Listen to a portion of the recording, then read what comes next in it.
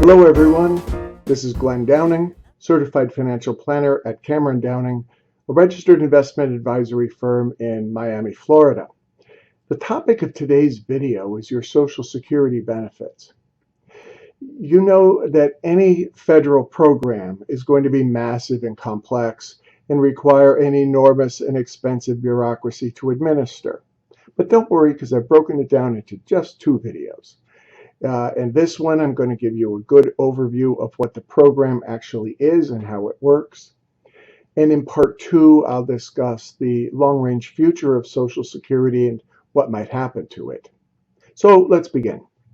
The Social Security program is officially called OASDI, Old Age, Survivor, and Disability Insurance.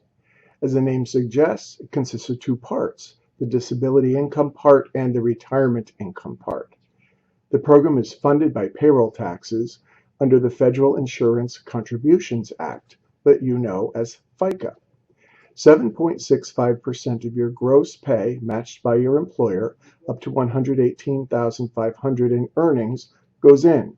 This means that on that amount, your employer withholds $9,065 from your pay and matches that amount equally. Technically, though, the Social Security amount is 6.2% and the Medicare amount is 1.5%. These two together are referred to as FICA and called 7.6, total 7.65.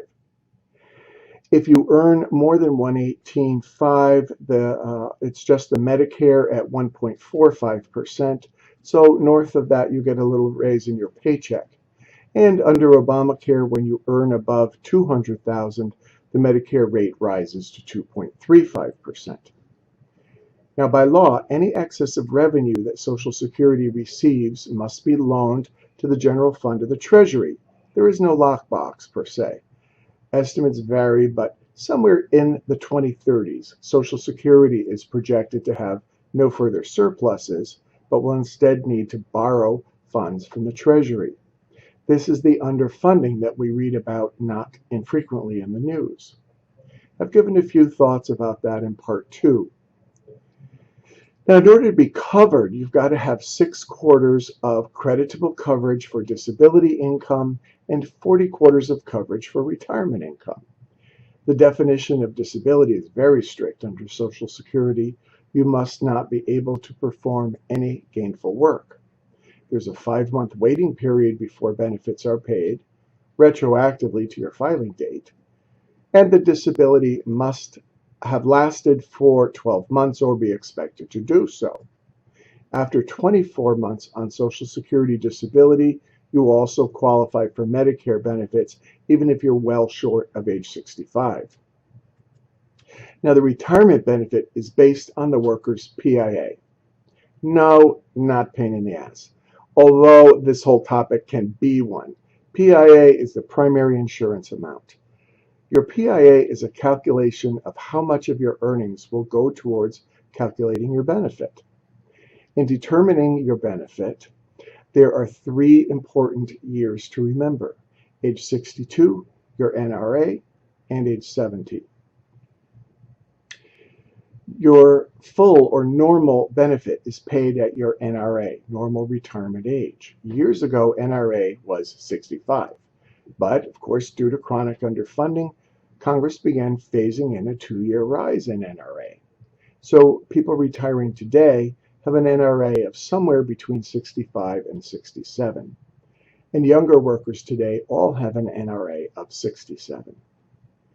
If you choose to defer your retirement benefits until age 70, your benefit will increase by 8% per year over your NRA benefit. So 3 years of delay can increase a $2,000 a month benefit to $2,519 per month. It's a big jump. So should you defer your benefit until 70? Well, it depends on the facts of the situation. If there is not longevity in your family and you've perhaps had some health issues, I'd say consider getting it while you can enjoy it. On the other hand, if your parents are in their 90s and still sharp and enjoying life, then I'd say consider delaying. Basically, Social Security reserves a pool of money for you. If they pay out a larger amount over a shorter period of time or a smaller amount over a longer period of time, statistically they're paying out the same amount of money. Now, how about early retirement before your NRA at 62? Any special considerations? Yes, big time tax issues. There is a reduced benefit available at 62. You can calculate your reduction in benefit from NRA pretty easily. Multiply your PIA by the number of months before age 65 and then divide by 180. For example, if my PIA is 2,000 and I want to retire at age 64, 12 months before my NRA, then my calculation is 2,000 times 12 over 180, which yields 133 and change. My monthly benefit is reduced by 133 per month instead of the 2,000 that I would get had I waited to age 65. And there's another hugely important consideration involved in drawing Social Security before NRA, and that's the loss of benefits because you earned too much. Once you've hit 65 or your NRA, you could draw your full benefit and earn all the money you can with no kind of penalty. But before NRA, there are two rules. The first is that the government will deduct $1 from your benefit check for each two you earn above $15,720. In other words, if your benefit's $1,000 a month and you earn $39,720, the government will withhold 100% of your Social Security check. In this example, you've earned $24,000 above that threshold, meaning they hold back half of that, or $12,000, which is your entire benefit of $1,000 a month.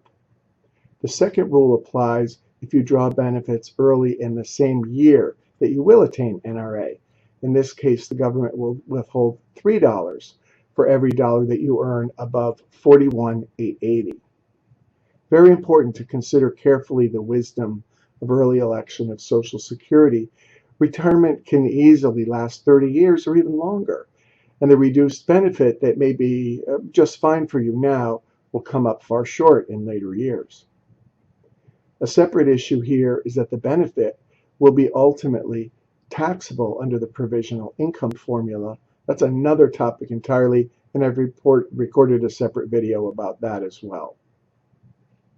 So who can claim retirement benefits? The insured retiree, of course. The retiree's spouse is entitled to a benefit if over age 62, or has a child in care who's under 16, or has a disabled child of any age. The surviving spouse of the disabled worker can also collect some benefits at age 60.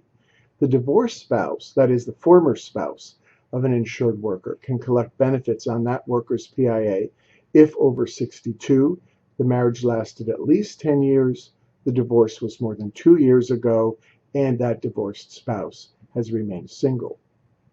Generally, the spouse will have a choice between his or her own benefit and that of the spouse's, whichever is higher. There are also benefits for a surviving spouse who's caring for dependent children, and yes, there is a death benefit. It's $255. Yes, you heard it right. For some reason, Congress has never indexed this amount, $255. So is all this clear as mud? Well, sorry, I'm doing my best here. Try spending some time at ssa.gov for more answers. There's a wealth of information there. But do you have any questions? By all means, get in touch with us. info@cameron-downing.com. Do connect with us on LinkedIn and follow us on Twitter. Be sure to visit our website at www.cameron-downing.com, where you'll see all of our blog entries and be able to book a Skype or an office appointment. So, bye for now. I'll see you in part 2.